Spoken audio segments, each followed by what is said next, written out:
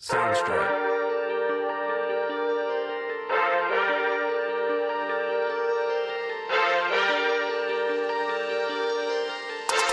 Welcome to South End supporters of St. Louis City SC podcast. Eric Cole alongside the Monday morning center back Dave Wyckoff.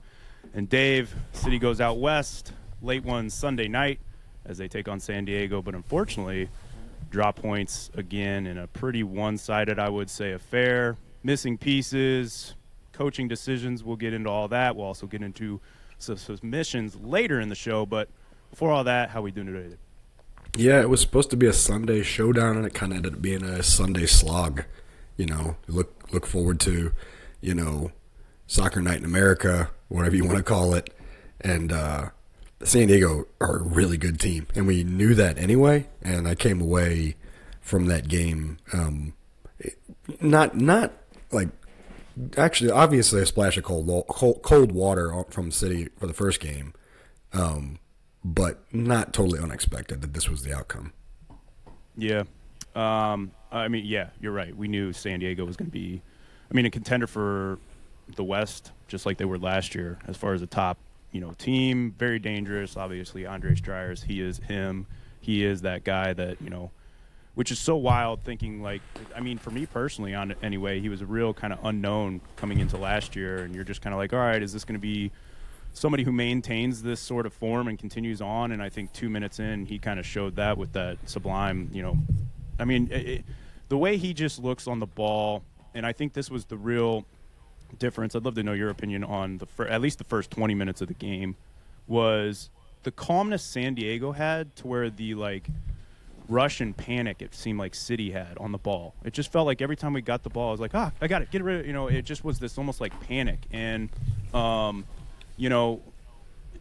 Johan Demay kind of, he said, in pregame or in the postgame presser, he said something to the effect of he felt like we gave them a little bit too much respect going into that game and just all this type of hype. But do you almost look at the starting 11 that he rolled out as maybe you push that onto the players with a very defensive-minded sort of starting 11? In my mind, I felt like there were almost 3 sixes out there. I was very, surprised with the inclusion of Miggy Perez. Obviously, they made clear that Hartle was staying back in St. Louis. His wife was due kind of at any moment, so obviously understandable him not going. But when I saw Miggy Perez as far as on the starting 11, it seemed more of a surprise to me, and my first thought was, oh, he's going defensive with this. So wouldn't that almost as a player, you almost be like, all right, yeah, we are going to really respect this team if we're going this defensive. I never really look as Miggy Perez as a big offensive influencer. And I know Johan Demay in the presser kind of kept saying he liked what he's seen in training as far as getting forward. But do you feel like that was maybe the difference in at least the first 20 minutes? Because then City kind of settled down a little bit and the game kind of, I guess, went more even. But that first 20 just looked like a lot of panic, a lot of turnovers. But San Diego just seemed so calm and in their element. Yeah, so the sub for sub, Miggy for Marcel, essentially, right? Marcel being that more floater, offensive attacking mid, but still part of the midfield, but playing more advanced. Obviously, Miggy's inclusion means that you're going to drop a little deeper, knowing that San Diego like to possess the ball, and you want to pack the middle, which, by the way, San Diego, shape-wise, was outstanding. The compactness of that team when City had the ball, and then the discipline and the coordination to trigger the press off the first lateral pass was really, really impressive. But I do agree that a swap Miggy for Marcel sets you up to play more of a sit back and maybe absorb a little too much pressure and like you said, give them a little too much credit, because a midfield with Miggy, Durkin, and Edelman is not an attack-minded midfield, and it's not really even set up for a counterattack, especially with Betcher, who you're never going to confuse for a burner, and then Sangbin, who, while he can run, while he has that short area quickness, I wouldn't say he's a long ball threat per se. And besides the fact they never tried to really play over the top too much. Now, I don't know if that was just that they didn't feel like they had enough time to play that ball or enough position. So to answer the question, with a super long-winded answer. Yeah, I thought they set up a little too defensively. And here's D again, making another appearance because she's a rude-ass dog. No, I'm glad she's bringing the looks factor up on the show. Yeah, she's not wearing her city times, shirt today so. though. She's wearing purple. But She, yeah, she was embarrassed of the performance last night so much that she stripped it off. I get it, yeah. Well, she's settled in now. I understand that you have to adjust a little bit to your opponent, but it's not something that I'm very fond of this early in the season. I think it limits your options when you go defensively like that, and you're playing on the back foot, and kind of with the understanding that if you don't nick a counterattack goal or a set piece goal early, that you might be chasing the game. So yeah, I don't know, and this is Johan's he's gonna have to figure out the chess game, right? Like he knows more about that squad than any of us are gonna ever know. So while we can sit here and play, Monday morning center back, shameless plug, then they're gonna figure it out. I'm still encouraged, and hey, let's call it also like it is. Like they had a chance to even this game up. I mean, Betcher has to finish that early chance, and then you're 1-1 probably going into half, and then maybe you make some different adjustments. So would have liked to see him not set up so defensively. Yes. Yeah, one thing you said in there that really stood out to me was more so on San Diego, but something that we highlighted in week 1 against Charlotte was shape. And I felt like you're exactly right. You looked at San Diego, and they just looked like a structured machine, moving forward, moving back, everything in unison. Whereas especially that first goal where City got, you saw that gap again between the midfield and the defense, and that was just really a problem we had last year, and where it kind of got us in a little bit of trouble throughout the night with San Diego was finding those gaps in the midfield. And, where it was really evident is when we did break forward, it was a lot of like Betcher trying to go one-on-one, and that's just not his game. We saw it a couple times throughout the night. Like if you are going to be that, you have to be super quick, super skilled on the ball with like foot skills, or extremely strong. And while he's decent at those things, it's not enough to be a one-on-one type player when you're going even one-on-two. And we saw that a few times where he tried just pace around the defender. They just bodied him, and it was a turnover on possession. And then Sangbin, he does seem to be that threat with the speed, but I find him going missing too much in games to where it's like he hasn't gotten involved at all in the. And one thing that they highlighted on the broadcast that I really liked was, and something that our City players I felt like have been missing a little bit, is if they're having trouble getting on the ball, Sangbin or Betcher. What Dryers was having the same issue. What does he do? He drops back and finds himself getting into the game, no matter what it is. Even if like they highlighted just a couple little 3-yard passes here or there, just getting yourself back involved in the game and keeping yourself relevant. Maybe that ends up finding an opening as the game goes on a little bit later.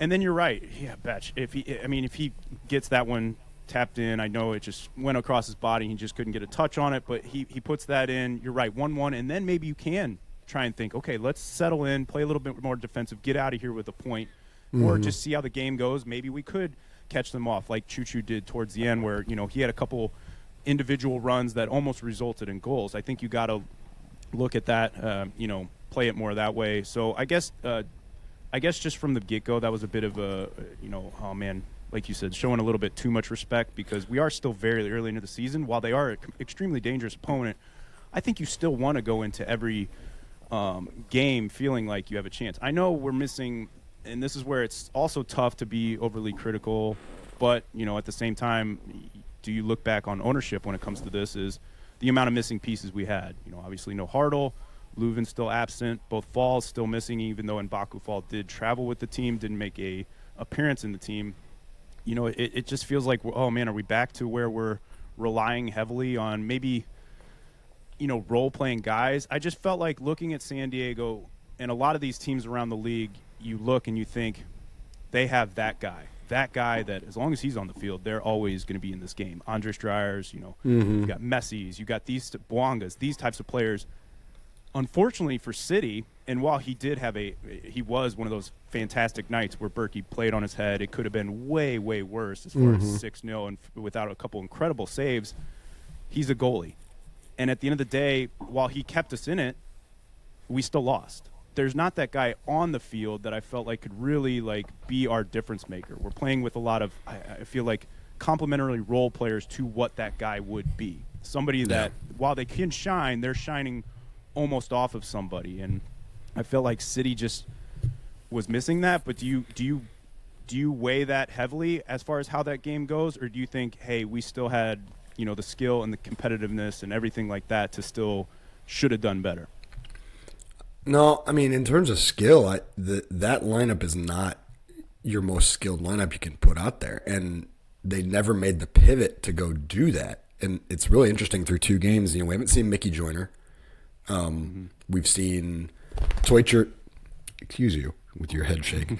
We've seen Toychert for about a total of 40 minutes. And I honestly think he's looked probably better in those 40 minutes this year than he did all year of last year. So I'm really encouraged by that. Yeah, I just, you know, Celio got a late-ish introduction, sparked a little bit, actually took a left-footed shot, which I didn't know he had 2 feet. That was incredible. But I don't know, it's hard to gauge what's going on early on because those were 2 very conservative, very possession-oriented lineups. So I don't know. We'll see. And a lot of it has to do with the team you're playing against too. You know, if they come out against Seattle and throw the same or similar out there, then I think we can, you know, read more into maybe what's going on in training. The fact that we thought that somebody like Joyner was taking steps forward last year and he hasn't seen the field yet. Very interesting. But I think when it comes down to it, San Diego are just a better class of team than a City team that's in a rebuild. And this is just part of the challenge of, you know, what this new administration and this new coaching staff is going to have to do. They're going to have to do more with less for now. And then if the new front office makes some big moves in the summer, then we can, you know, start thinking about that then. But I was not discouraged by the overall game. I mean, there are certainly some highlights to take out of this. You know, Edelman's quickly becoming my favorite to watch, and Katie, he made a long, you know, maybe a goal-saving tackle, you know, almost might have been in stoppage time, even when they're down 2-0 to a great sliding tackle, and that's how you endear yourself to your teammates and your fans right there. So I can't wait to see him next to somebody a little more creative in the middle. Not that Chris Durkin isn't a quality player, but I just feel like he's like third wheel in the ideal midfield for this team. But yeah, not completely discouraged, but it is nice to kind of have a little bit of a reality check after that first game. I will say that this is kind of a blueprint to how, if you want to shut this City team down, you flood the middle for now. I mean, after the first 2 games, like against Charlotte, City controlled the midfield. They did a lot of linking up through the midfield, especially in the first half of that first game. And San Diego kind of shut the door on that and put the pressure on the backs to distribute the ball. So might be a different story. You know, Timo is not the most comfortable back distributing the ball. Pavara doesn't look like he's super comfortable. Jazzy Orozco, kind of okay. You know, he's got a little midfield in him. But I think with the Falls maybe back there, they're a little more creative in distribution. So we'll see. It's, you know, it's a long season, and we just got to manage our expectations. Yeah, you're right on that. One of the big differences I noticed was the difference in the way the comfort on the backs playing out of pressure, where San Diego really caused a lot of turnovers and really just kept the pressure on, not allowing us to get out of our own end. Was, you know, our backs just, you know, almost struggling to work it out comfortably and then eventually booting it back to them, and then we don't get out. Whereas San Diego, they just looked so comfortable with that back that they would dink it around. They kept highlighting the triangles that they were setting up to where they could just comfortably, like, tiki-taka passing until they found a outlet, and then they could break out, and then that's when they were off to the races. And, you know, it was not only that comfort in the passing tires you out, just trying to chase the ball, but then when you're on the counter, then you're sprinting dead back to get back. So that was a big difference I noticed there. I really liked Edelman's play. I think the tough part is with the center of the field, with those, you know, especially with him and Durkin, is they're 2 workhorses. but they're not people that I would look at as like your creative. Like, so you're right. When you get, if Leuven does make his way back into the lineup and you have somebody who is more of a creator, and then you put him alongside a controlled workhorse like Edelman that has shown so far his skill and his value in that transfer, I think it could be a good partnership going forward. Last thing I kind of want to also highlight that I found interesting, and you were kind of touching on it a little bit with, like, why aren't we seeing the Joiners? Why aren't we seeing the Celios? I think Toichert, it's more, from what I'm picking up, it's just more getting back to fitness. Mm-hmm. A lot of the questions were, how are you feeling? And obviously he had a long time off of injury, so I think it's more just, like, cautiously trying to build up his minutes and not overpush him as far as that type of stuff goes. But one thing that he highlighted in his post-game presser is he kept saying he places high value on training and how players perform in training. And that was one of the highlights he put as far as Miggy Perez getting it. He said he's really showing in training. And then another thing that stood out to me, whether he meant to really like let this slip, is players who buy into the system. Do you feel like maybe that could be something that's holding a Joiner or a Celio back, is training isn't what he's seeing, you know, whether it's effort or understanding the system that he's trying to implement? A lot, like we kind of said, if Joyner or Celio do get into play, it does look like they're going to be picking up a lot more defensive responsibilities. And I know the game was a little bit different when he did come into the fray, but there were a few times where I saw him kind of like really lazily jogging back, and then rather than staying with his runner, just kind of yelling at somebody to pick up that runner when they've already got, you know, people on their own. It's like, oh man, you have to stay with him. I know that's annoying as somebody who's typically a solely offensive minded player, but you do have to still track the runs. Is that something maybe that, you know, with him bringing that up multiple times in the presser, is that, you know, more of the reason you think why we aren't seeing like Celio start from the get-go? Because that's something that the fans are really kind of chiming on, is Celio. Like I said, Toicher I think is more a fitness thing, or even Joyner. Or do you take it up to, hey, that was just the opponent, it wanted to maybe feel it out more away and everything like that, and thought that they could be more valuable coming off the bench? Yeah, it could be. I mean, if you look at the formation, the 3-4-2-1, or, you know, whatever you want to call it, the 5-2-2-1, that one of those forwards has to be more of a defensive support for the side that they're on.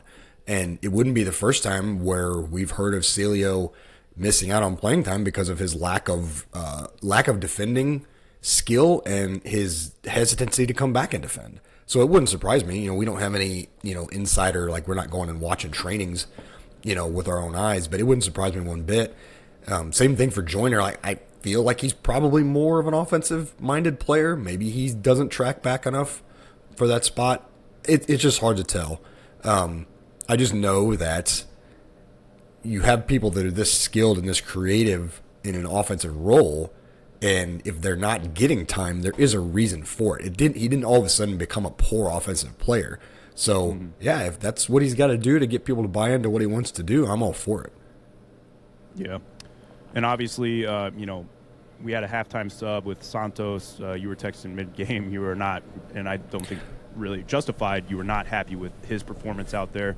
It seems like we keep getting more evident the things that were scouted on him, the defensive responsibility seeming to lack, and then as well, like, he just looks a little bit out of fitness. It seems like he's really struggling with handling the up and downs as far as the defensive responsibility while still getting himself forward. He had a lot of turnaways in the within the game as far as trying to get ourselves out of trouble.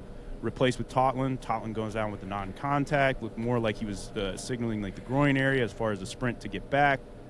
McNaughton comes back. So let's just say, you know, at least M'Baku Fall is healthy when we do come back. Do you see, you know, where do you see him fitting? Who do you think is on the chopping block as far as that back line? Do you see them doing kind of like they did a little bit later where they push Orozco into that outside wingback role and M'Baku Fall stays there and they keep the Baumgartel, Povera, and then just keep Wallem out on the left? Who do you see as far as like makes way for M'Baku Fall if he does come in as far as the starting lineup position? Well, Wallem had a really poor game too, and I want to point that out. He and Santos, like, I just think that you probably couldn't take both of them off of the field at the same time, but I thought he was about as poor as we've seen him in a City shirt, for whatever that's worth. So if he's committed to that back three, which it seems like he is, I guess Orozco moves out to the right and Fall drops back into the 3, and then maybe Wallem goes to the left because he can play with both feet, and that to me that would make the most sense. Then Santos would be the odd man out, but there's really no talent. I thought Polvara had a strong game. I do think that second goal is squarely on him. He steps up, and Misses. Younger players, and we had this conversation with our team last week, and Katie and I had the conversation here last night. If you were going to step up as a center back out of your position and pull yourself out where you're challenging the ball in what's considered a non-dangerous area, that's a situation where if you don't win the ball, you have to take your man down. You have to take a yellow right there. And he, to his credit, I think the tackle was timed right. He just whiffed. But situational awareness, like once you miss that, he's got to go down. You got to take a yellow for the team there because that's right where, I mean, that's the gap, and that's how second goal ends up going in. So I thought he had a good game. Otherwise, I would keep him in at least until both Falls are healthy. And then if they stay committed to the back 3, then you've got to make a choice between Polvera and Timo, which I haven't been super impressed with Timo through 2 games either. I think he spends more time backing into Berkey's face than he does actually stepping up and playing a central center back role. But that's one man's opinion. So yeah, I would say in a perfect world, the shift around when M'Baku comes in would end up with Santos being the odd man out. Yeah. I thought, you're exactly right on Polvera's situation. That far out, it did look like, while he did whiff, it did look like there was a little bit of hesitancy on, like, I don't want to commit a foul here. Yeah. But that far out, you take your chances, especially with Berkey in net. I know Dryers is phenomenal on set pieces, and they were both deliveries from San Diego throughout the night were very dangerous. And oh my gosh, that's they've got to fix whatever's wrong. Like that's the set piece chances where Berkey had to make reaction saves. That's a problem. Like it's one thing from open play, but multiple free runners on set pieces is a big problem that needs to get fixed like now. Mm-hmm.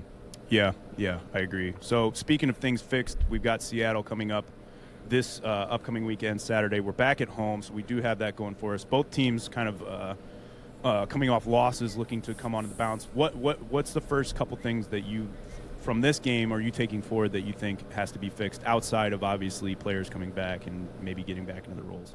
Well, Seattle's got just as dangerous a midfield as San Diego does, and that's been kind of the story that the issue that City had with the Sounders for the last couple of years is being able to deal with the Roldans. I mean, so that's going to be a big battle.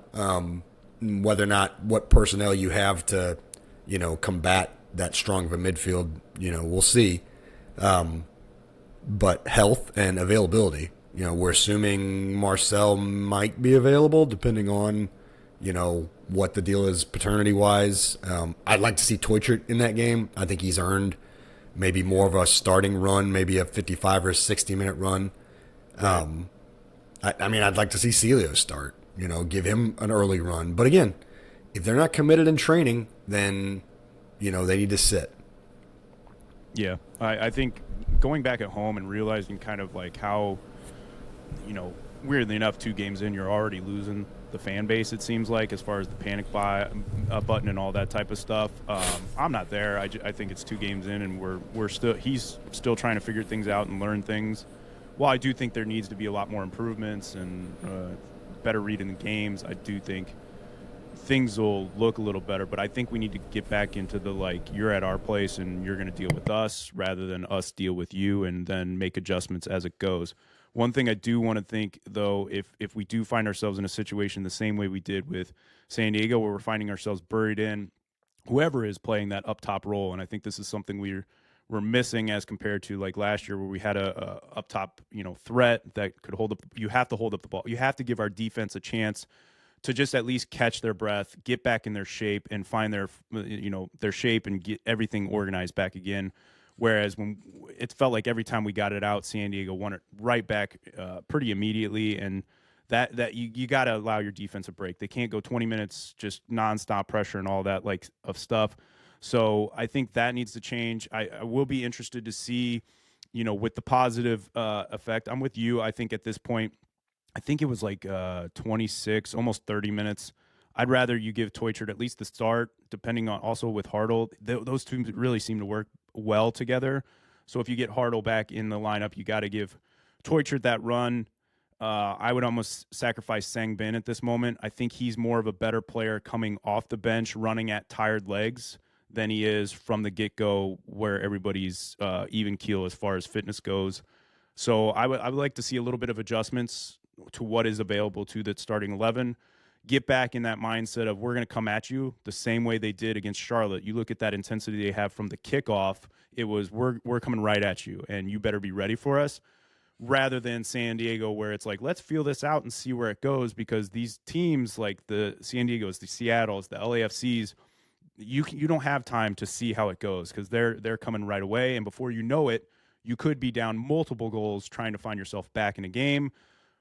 No, stop trying to find yourself settled into the game and everything from kick go. It needs to be that sort of intensity and that level of desire as far as getting yourselves ahead. But yeah, we move on from San Diego. Again, Seattle is going to be coming our way next Saturday back at home. So hopefully we can see little adjustments.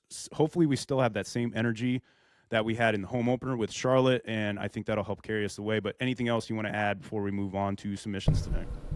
No, let's get to the people's segment. Let's do it. Obviously, one of our favorite segments. We love getting everybody involved with the show as much as we can, and we love your input with the show. So we'll kick this off with Twitter. This was we had kind of a weird schedule today, so sorry about people who do see the submissions and stuff later. We had to adjust our schedules today. Again, we'll try to keep giving you guys enough heads up so you can keep along with the show. But we'll kick it off with Chris Shudo. He said, thoughts on Miggy, not part of the top 11 ideally, and not a replacement for Hartle, but better than I expected. Santos looked gassed 5 minutes in. Imagine if we could finish. Yeah, I mean, I think you're pretty accurate on all those statements. I mean, not ideal replacement. We kind of talked about that earlier. I think it more sets the tone for a defensive than offensive. But if, he's seeing these things in training, again, you got to show up. Training is your audition every day. And if you want to get in that starting 11, I don't feel, like we said, we don't have the guy on this team. So I feel like, outside of like maybe Hartle and, Leuven when he's back, as far as like those guys that you're like, you more questioning where are they when they're not in the starting lineup. Outside of that, I think it's up. Everybody's spot could be up for grabs minus Berkey. So you gotta look at training as your audition weekly, not just like for 1 week here or there, weekly. And so hopefully that's not the case. Hopefully it's just what he's seeing. But yeah, I don't feel like Miggy did anything that I was like overly questioning, like why is he on the field. It's just like you said, it's not ideal. Yeah, you're right, Santos did look gassed. I don't know why it seems like he's struggling so much to get up to that fitness, but finishing, we hope this isn't another trending thing that we had from years past where it's like, man, if you looking back at these sort of like what should be gimmies, I wouldn't say gimmies, but should be finished goals off, and then you're looking back, like you said, 1-1 game, that could be a totally different outcome as far as, just scraping by a point or whatever it could be, turning the tide of the pressure. So, if I'm Betch in training, I'm working on holding up that ball and then obviously finishing those off. What's really interesting, and I wish we could put this graphic up of Miggy and Marcel game over game to put like an overlap. The heat map shows that Miggy was in relatively the same areas as Marcel, maybe a little more defensive. So to me, like when I think about that swap, I wonder if prior to Marcel not being available, if it would have been Miggy for Sang-Bin instead. You know what I mean? Does that make sense? Yeah. Because think about it, like if Marcel's available, then are they still setting up as defensive as they did? And that would mean that Miggy would have been in for Sang-Bin, right? Like logical, like you follow that logic. Yeah, no, that's a great point because DeMay did say like that was a couple days like that they found Yeah. out about Hartle not being So on it there. wasn't. That Yeah, was and yeah, that's interesting. That's really interesting. But the reason I wish that we would have that overlay is you would never mistake Miguel Perez for the same type of player as Marcel Hartle is. So if they did indeed plan on playing him in an advanced midfield role, I think that's kind of a mistake by the coaching staff because that's not his game, at least not at this level, at least not, as of today. So, right.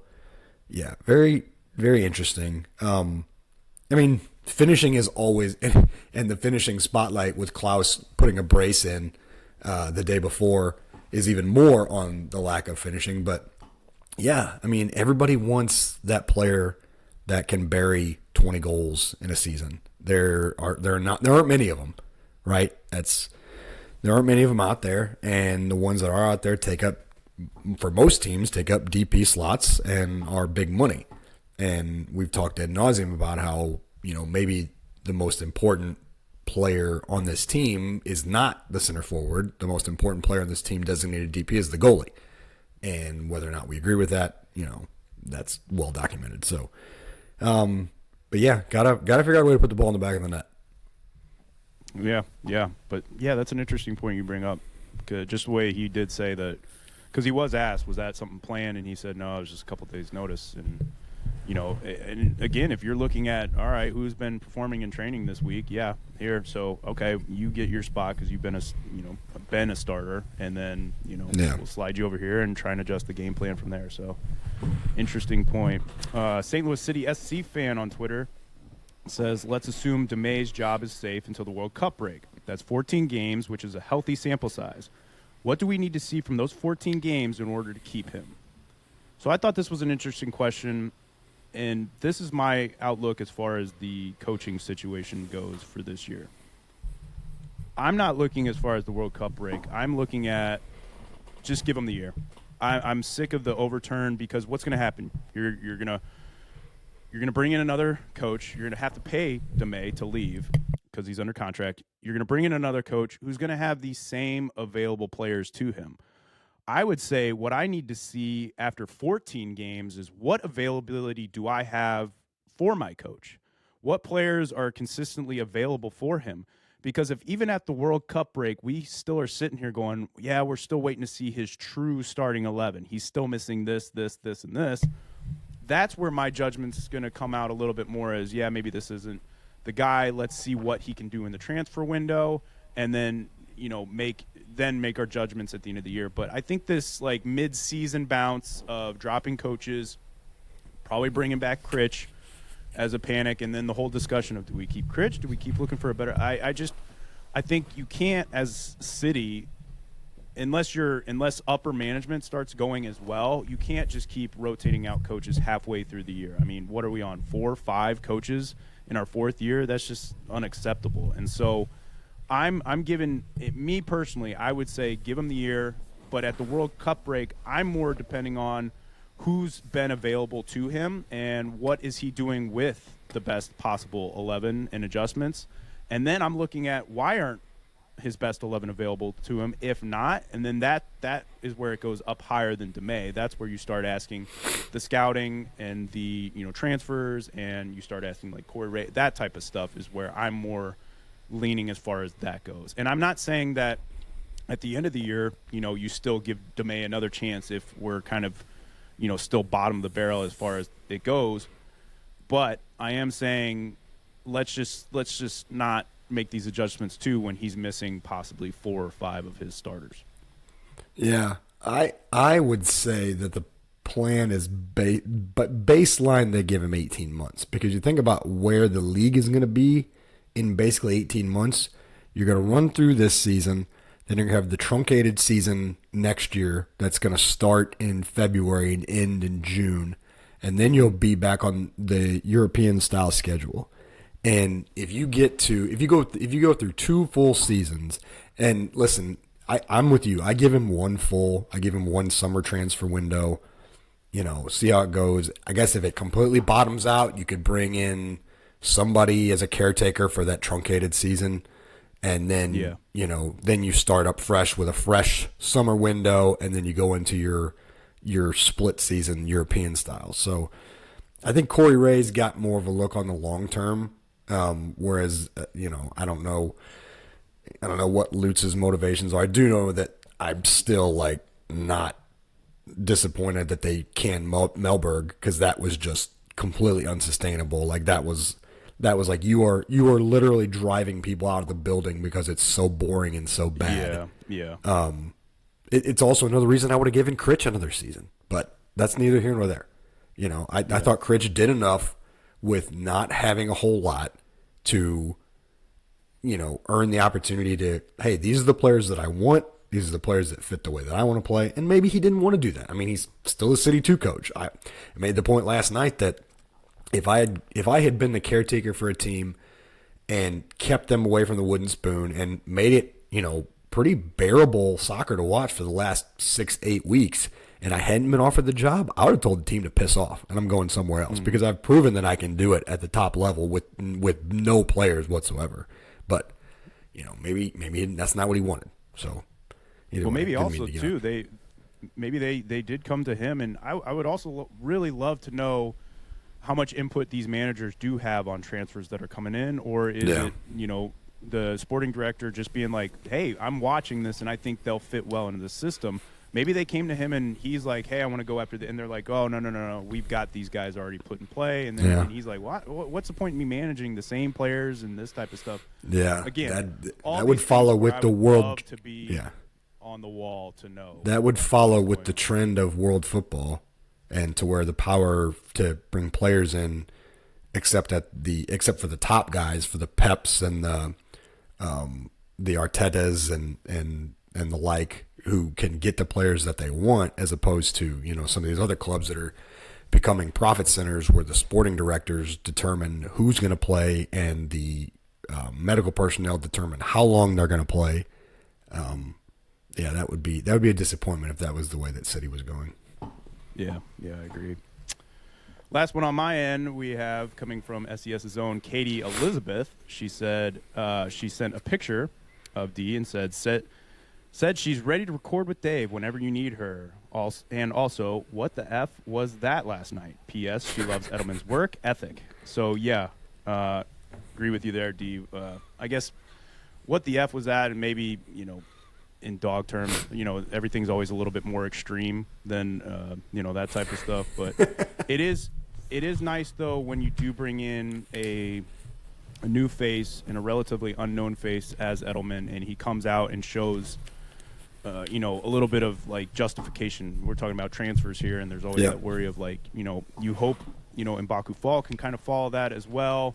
I think, Pulvera's starting to show, some good quality as far as that type of stuff goes. So it is good when you do have new transfers come in and make do. I think, a tough part is a lot of those transfers transfer to the defensive end, and where we're still lacking is on the goal scoring end. And so hopefully there's big plans. I still don't know about the new guy, the short loan, as I'm drawing a blank on his name now, but from Venezuela, as far as that goes, it doesn't seem like there's extreme amount of confidence in that one, being a 3-month loan just till the World Cup break, and we still haven't even heard or seen anything of him yet. So, I think it's, we just need to keep improving as far as the offensive end goes. Hopefully the defensive end can kind of get back to that structured thing that we saw in week 1. And also hopefully D keeps making appearances on the show, because I think that's really what people are going to start coming to see as far as the show goes, at least for the YouTubes go. She's just got to start getting that. Maybe we need to get her some like SES like dog swag, so that way we can get double promotion on that going as well. Yeah, she would like that. That'd be great. We just start being the podcast for the dogs. Podcast, the animal-friendly podcast. We were doing that year 1. We were really promoting all of our pets, both Rooney and then Bear for David. They were saying listening to our dad's podcast, P-A-W. Oh, a podcast. I like that. Yeah. I mean, we're giraffe-friendly. We're dog and cat-friendly. We're all animal-friendly. We are very animal friendly. No matter how many times people ask us what animal we think we could fight with our bare hands, we personally are animal friendly on here. You know what, Eric? I have vegan shoes on. Can you believe that? Oh, look at you, man! I have a vegan shoes on. Yeah, I didn't do it on purpose. Full disclosure, they're. I'm trying to remember the name. I'm gonna have to take my shoe off. This is live. I bought them at. Everybody, get your cameras ready for the screenshot right here. I bought them at Ross. It's from a company called Call It Spring, and they're just some business casual. And I had no idea, but I don't know if you can see in there. Maybe it says vegan on there, and I looked up the website, and they're 100% sustainable shoe company. So we're environmentally, sometimes environmentally, always pet friendly podcast. Yeah. Keeping your tofu toes warm there. I like it. I don't know if you want tofu toes. Well, that sounds kind of gross. That's what I'm calling those vegan shoes from now on. Your tofu toes. I like it. But I like it. I'll send it your way for the rest of the submissions. Okay, we'll move to Reddit first, and I put this out before the game, and let's also put this out there that you don't have to wait for the call for South End submissions to put out a South End submission. No Goal Patrol is really good about that, about just throwing them in that Discord thread. So just throw it at us no matter when, whether it's Facebook or Twitter or Instagram or whatever. If you got a submission and you'd like it to be talked about, throw it out there, because we're not, 100%. we're this, especially this year, the timing of these recordings. I mean, we're recording right now in the middle of the afternoon on Monday. So the timing of these recordings is going to be very sporadic. So throw them out there. We love them. We're going to read them.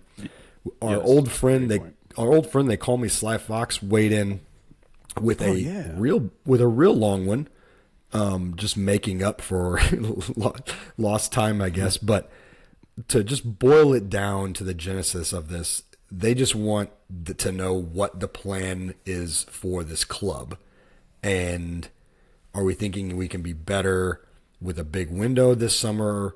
Basically, what is the plan? And there's also some concern in here about if things don't happen and pan out in the next couple years. The next 2 years are a really important window, according to Sly Fox, because a lot of the premium ticket 5-year season ticket plans come up at the end of 2027. And if this team doesn't figure it out by then, you're going to start potentially seeing a lot of those premium seats vacant, which would be a problem. I mean, there are some people that have rotated out, casuals, we would call them, have rotated out of even not the non-premium season ticket seats. I'm not super concerned about that at this point until this team completely bottoms out. But there is a danger of apathy if there's no clear vision for what this team wants to be and where they want to go. So next 2 years are going to be critical. That's Sly Fox's point. Couldn't agree more. I mean, I think every season is critical. I think this one is. I mean, after you've cycled through so many coaches, I think everything is critical. I think the most important thing is that you continue to be on an upward trajectory. And at the end of the year last year, even though you knew you probably weren't going to have the same manager at the beginning of this year, the team was on an upward trajectory, in my opinion. Getting points, getting results, being competitive every game, as opposed to the beginning of the year where it was just an absolute slog just to get a draw. So yeah, upward trajectory, but there's so much ADHD sports ADHD.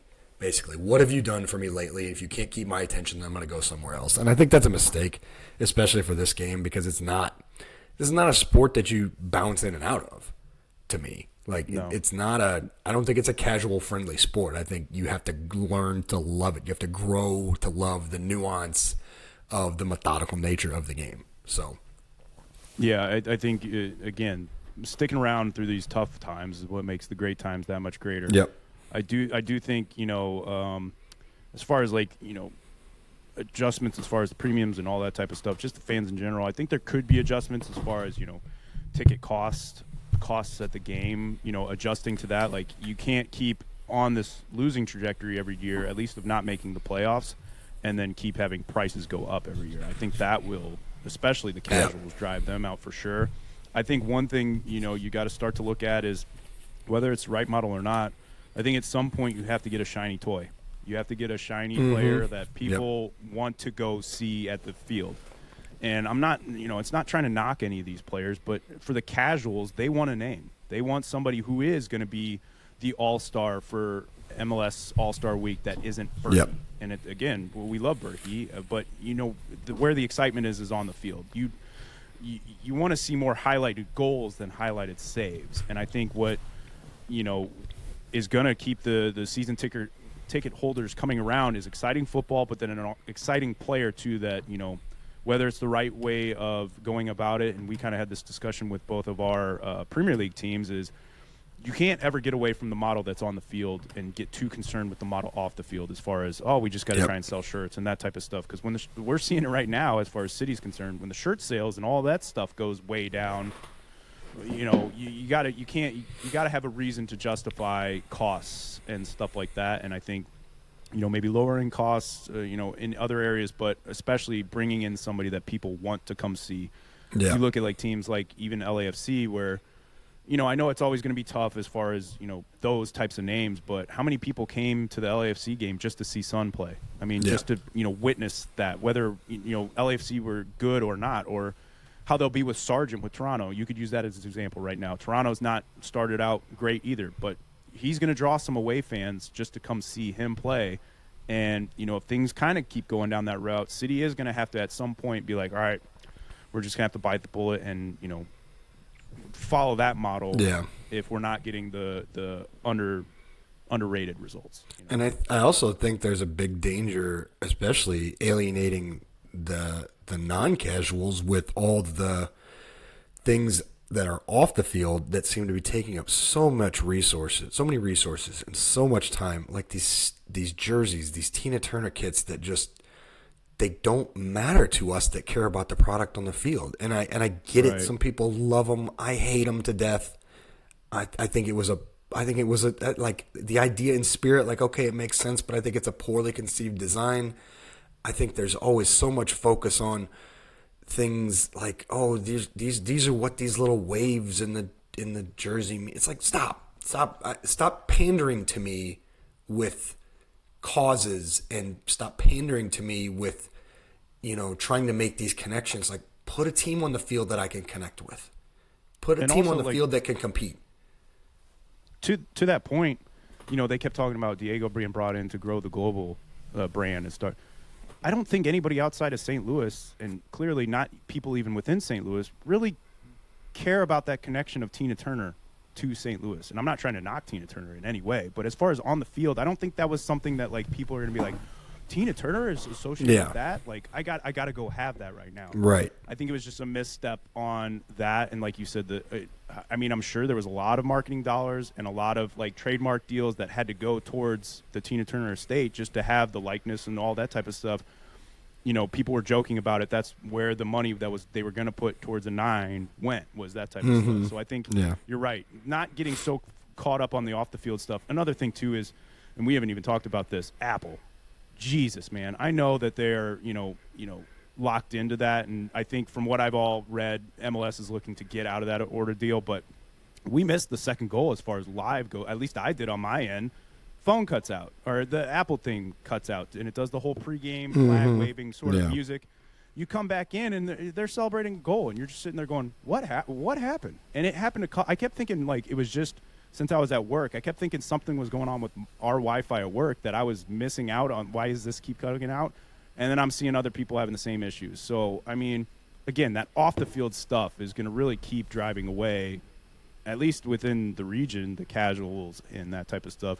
Get back to the focus on the field, because you get back to the focus on the field, and eventually that off-the-field stuff will continue to grow. Yeah. There was so I'm seeing it now, and I don't know what happened to this post, or if it got pulled, or if it got flagged. I have no idea. I'm going to read it because I can still see it. It doesn't look vulgar to me. It's from Robot Monkey Butler, which is awesome. You'll love the Reddit. Love the Reddit name tags. What has Diego? This goes right into what you were saying, Eric. What has Diego done to stay employed, and why should he have been the first to go? Yeah, I don't know. I don't know what he does. He certainly doesn't do anything, it appears, anything on the actual soccer side of things.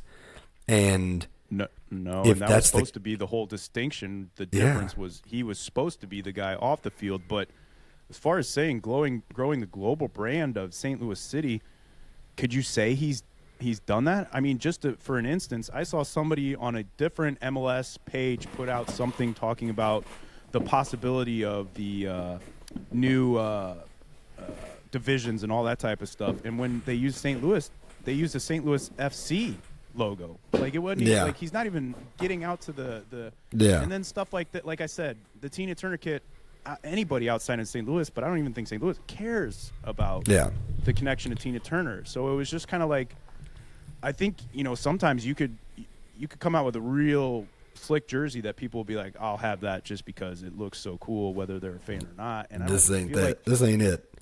He's missed twice now with the, as far as the fans go, as far as the collar. Now this one, it is an interesting thing to think of. Like, what is he doing as far as, he's coming from that Man City group. We were thinking like, oh, he's going to bring a lot of like experience from that model and stuff. Maybe there's a lot more going on behind the scenes that we just don't know about.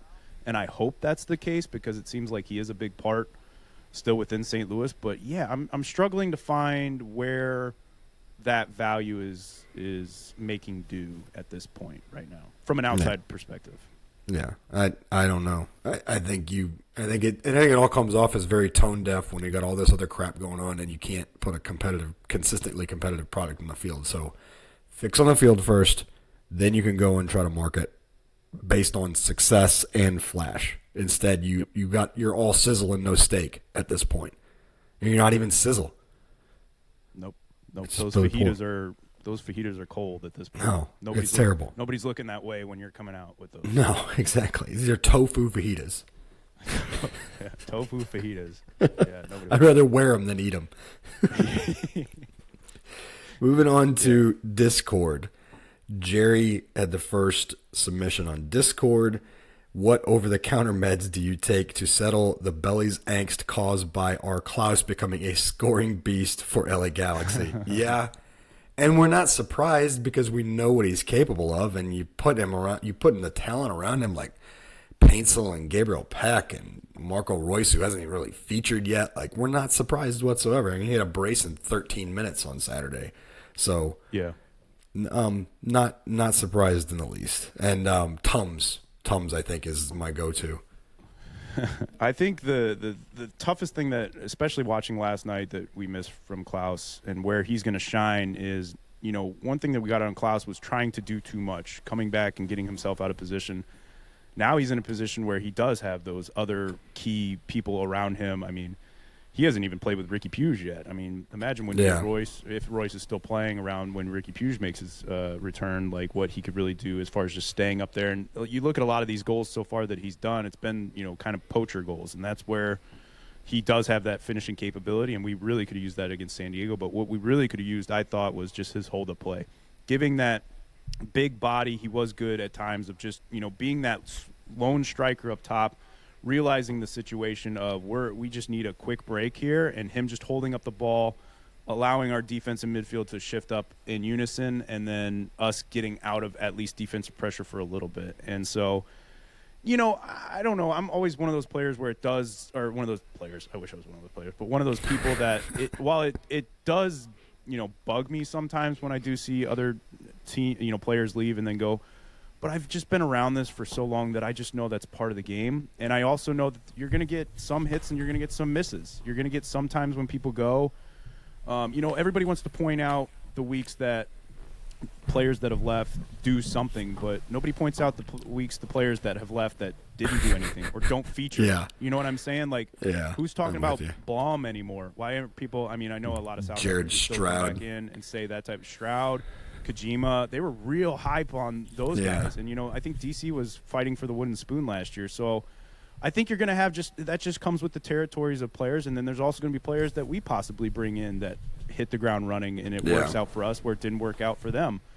I think that's just part of it. It does suck and it does sting. But I think had Klaus stayed, who's to say that things could be different at this point when he's still surrounded by the same people? Like we touched on with other players, sometimes just they need that change to be better for their career. So, I felt like Klaus left on good terms. So if anything, I'm glad he's finding that joy back in the game.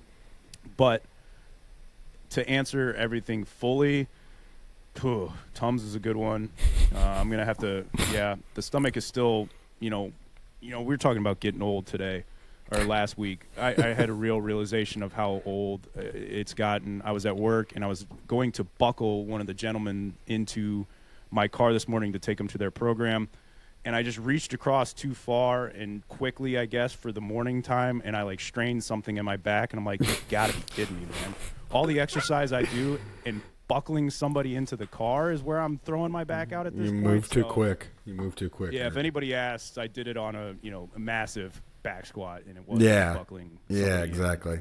That type of stuff. So we'll go with that route. But yeah, I'm gonna have. By the way, shout out to, speaking of former faces and new places, AZ has had a good start to life in Vancouver. He had a game winner in the first week. Yeah. But prime example, he goes somewhere else, still has struggles of getting in and finding his way with Columbus, gets moved on, and there always could be, something that just fits better with them. And, shout out that he did, but who's to say that the rest, I always wait until these, players leave and fully pan out. A lot of people were saying we should have never let Garnacho go, and tell me how that one's going over there. It's not going well. Not well. We go. I mean, not well. Never should have let him go, and look at that. No, so you it can have him back. Sometimes it works out. It doesn't. You can have him back for half price. No, that ramen noodle hair has ruined it for all of us there. So bad.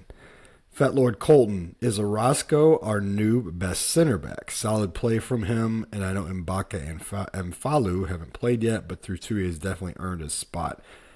He looked great against Zaha.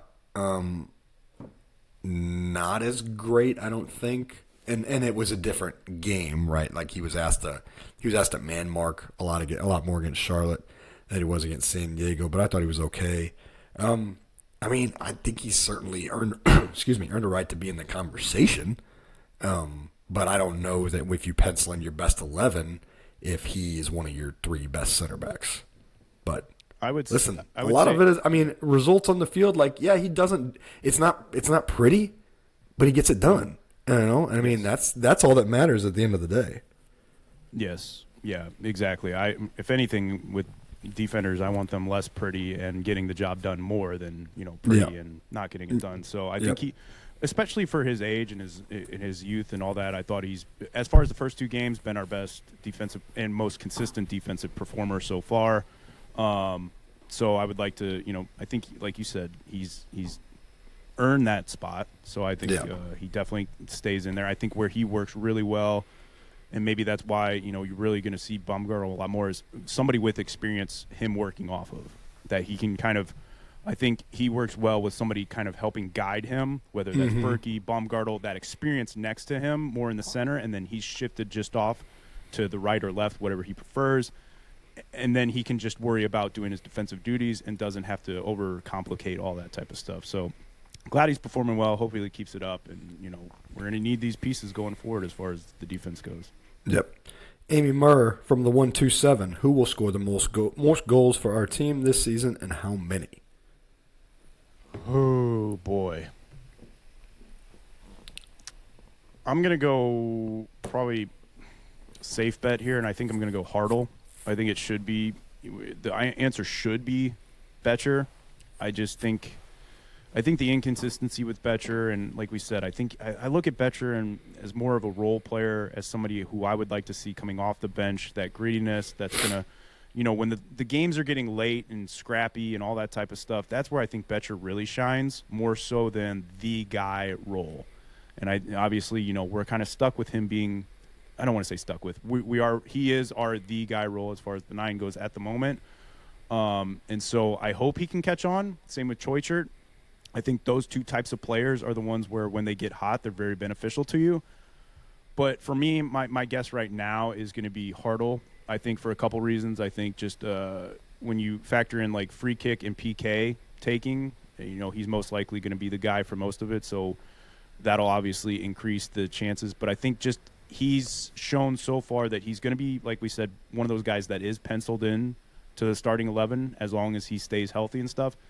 And he's shown so far, at least with Charlotte, he's not afraid that if he does get that space, he's going to go for it. And he's shown a couple times, especially last year, where if he gets that space and a little bit of turn, no matter what the situations, he'll let one fly and can be accurate. So my pick's going to be Marcel Hartle as top scorer.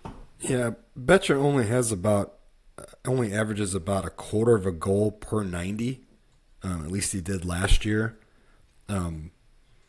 So yeah, I don't think he.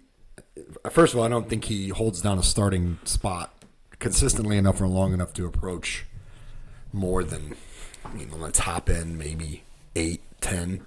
Because I just don't think this is going to be a team that has a lot of chances for him. I want to say Marcel too, but I also feel like he's much more of a creator than he is a finisher.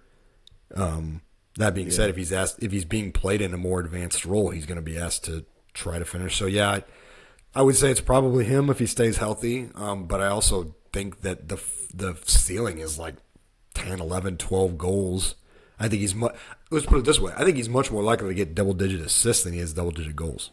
How's that? Yeah, for sure on that one. Because I don't think he's a pure finisher. I think he's a pure chance creator. Yeah, I 100% agree with that. That's where I feel like shines the best is creating whoever it is. On top of that, he puts those balls in fantastic positions to where it should be just a tap in for those players. I think that makes sense. Cordova, that's who I couldn't think of, the guy we brought in. Yes. From PSG. But again, that's short-term loan, and you kind of almost hope they don't trigger that because of the DP position. I don't think he's worth wasting a DP spot on that. Unless he comes in and starts bracing, weekly. But again, where is he going to fall in the pecking order and all that type of stuff? But I think if anybody that you should be asking, and that's, of course, the people who know the game the most, and that's DraftKings, it's obviously Brendan McSorley. So McSorley, yeah. McSorley. Definitely McSorley. They have him as high on that list yearly. I would love to see it. I would love for Brendan McSorley to score 10 goals, 12 goals this year in a part-time, half the time starting role. I think that would be. Yeah. I think if that was if he started half the games this season as the 9 and he scored 10 goals, I think that would be a huge success.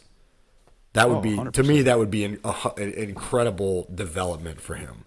100%. And I think he's very capable of it. He's a finisher, but you got to be on the field. He could have had a couple just in Charlotte. Yeah, he could have. You're right, and he gets he's shown that he can score in bunches too, right? So. Last one's from Colton, and we'll end on a food question because what else would we end on? What's the best cereal to eat dry from the box? And this is such a perfect question. Wait, repeat that one more time. What's the best cereal to eat dry from the box? Oh, and this is excellent because I've always liked cereal, milk and without milk, but like more recently. Cereal has become a really good snack, to substitute for something much less healthy. Like a cup of your favorite regular cereal without milk is between 150 and 200 calories, which is pretty good. That's less than most candy bars. They're not great for you, but at the same time, I feel like that's more filling than just firing down a Reese's. You know what I mean? I love Reese's too, but I feel like a cup of cereal is more filling than. So I'll let you go first, unless you were so anti-cereal without milk that you can't even stand this question. Oh, no. First off, a cup of cereal is like saying, I'll have a chip. Nobody's having a cup of cereal. That's just. You can do it. I mean, it fills up half a Ziploc bag. Handfuls by the bunches if I'm doing cereal. I'm not a big cereal guy, but I'm trying to. I'm going to throw out a couple things and then I'll try and whittle it down. Reese's Puffs, those are top on there. Just obviously the connection to Reese's. I feel like you could always go good with some Lucky Charms, getting those marshmallows in there. It's always a solid mix, and then some CT Crunch. The thing is you're also, you got to think when we're going dry here, you're already alienating all the Captain Crunches because nobody's teeth can handle that. Your mouth is destroyed. Your mouth is destroyed, cut up everywhere. It's stuck in your teeth for the next 3 days. So you can already eliminate the the Captain Crunches in there. And I'm trying to think of anything else that really stands out. Kristen actually just bought some. You're talking about vegan, some like protein. She said it was like $8 a box, and I was like, Jesus, it better like whiten, shine, and clean those teeth that a kid are eating when they go through that. But I grabbed me a little handful, thinking it was going to be like sawdust. Pretty good. Pretty good. It kind of justified up the but the problem is then I'll connect it with like, I need some carbs after this workout, and then I'm going to eat my kids cereal, and then they're going to ask for the cereal, and I'm going to be like, oh yeah, you guys ate it last night. So I would say those maybe like off the top of my head are my top 3: the Reese's Puffs, the Lucky Charms, Cinnamon Toast Crunch. There's also, do you ever get like these? They'll show like, do you remember when? And it's like certain cereals that were disconnected. 2 of those, I don't know if they're still around, but they used to be Oreos had one. I think they called them like Oreos. Yeah. And then, do you remember Rice Krispie Treats had a cereal for a little bit? Yeah, oh, absolutely. Man, that would be up there too. But yeah, I'll go those 3. Where are you at? Okay, yeah. So the last time that we went grocery shopping, that was one of the things that we decided. I was like, we're gonna get cereal as a snack substitute, right? Like, well, and it's not that great for you, but still.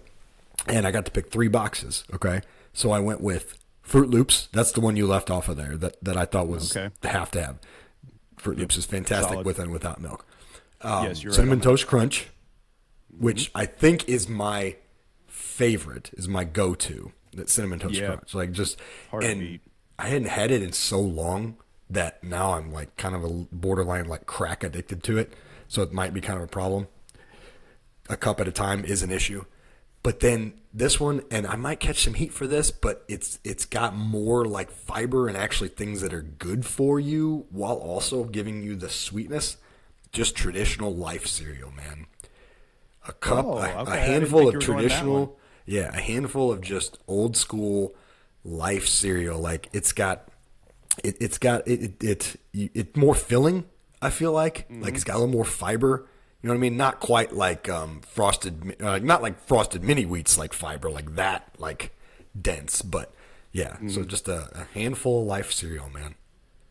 Man, the way you were setting that up, I thought you were going to go the route. So my kids, they love certain different flavored Cheerios, and the way you were setting like the fiber and all that type of stuff, I was like, oh, maybe he's in, because there is times where like, it's like I'm dumping in the box, and then I'm like, all right, a good handful for Daddy here too. While we're at it, while the box is open, might as well keep it going. But yeah, Life cereal, that's one that, man, you're right, you do forget about as far as that goes.